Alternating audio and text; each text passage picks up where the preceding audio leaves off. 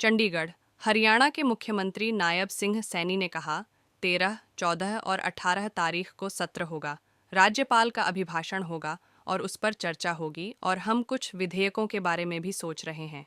यह विपक्ष का मामला है कि वे विपक्ष के नेता के रूप में किसे चुनते हैं। महाराष्ट्र और झारखंड में भाजपा की सरकार बनेगी। लोगों को पता है कि कांग्रेस सिर्फ झूठ बोलती है, पर लोगों को प्रधानमंत्री मोदी की गारंटी पर भरोसा है। वे जानते हैं कि वह जो कहते हैं वह करते हैं और उन्होंने किया है। ये 13, 14 और फिर 18 तारीख को सेशन रहेगा, उसके ऊपर चर्चा हुई है और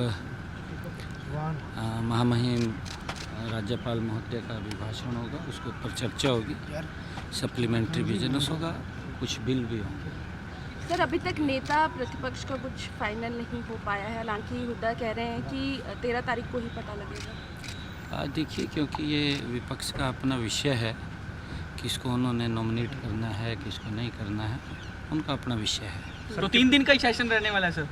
3 दिन का, अगर आवश्यकता पड़ेगी तो फिर देखेंगे। अभी 3 दिन का। तो कितना सही मानते हैं सर, नेता प्रतिपक्ष के बगैर सेशन जब चलता है तो विपक्ष की आवाज़ किस प्रकार से उनको उठाई जानी चाहिए थी, वो नहीं उठ पाती, या फिर जो मुद्दे उठाए जाने चाहिए थे वो नहीं उठ पाते? विपक्ष अपना भूमिका नहीं निभा। देखिए, ऐसा क्योंकि उनका विषय है, मैंने कहा है कि ये हमारा विषय नहीं है, ये विपक्ष का उनका अपना इंटरनल मामला है।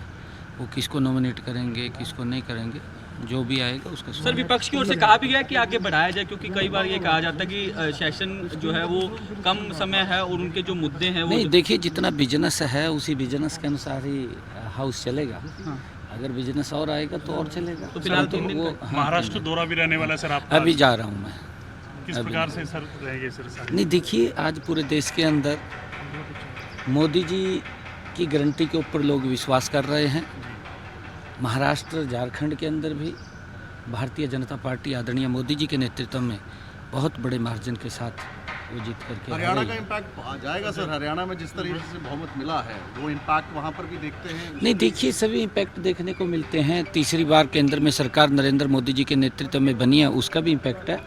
और जहाँ जहाँ चुनाव हो रहे हैं वहाँ पर भारतीय जनता पार्टी को बड़ा समर्थन मिल रहा है, लोगों का आशीर्वाद मिल रहा है, उसका भी इम्पैक्ट है, उसका भी इम्पैक्ट है। और वहाँ भी लोग इस बात को वो समझ रहे हैं कि कांग्रेस झूठ को लेकर के बात करती है और झूठे वायदे करती है और झूठ की पराकाष्ठा भी लांघ देती है कांग्रेस, क्योंकि वो इतना झूठ बोलती है कि सामने वाले को भी, जिसने लाभ लेना होता है, उसको भी ये लगने लगता है कि ये तो झूठ है, कुछ नहीं है इसके अंदर और खाली ये तो बातें कर रहे हैं। परंतु मोदी जी की गारंटी के ऊपर विश्वास है लोगों को। मोदी जी जो बोलते हैं वो करते हैं और किया है।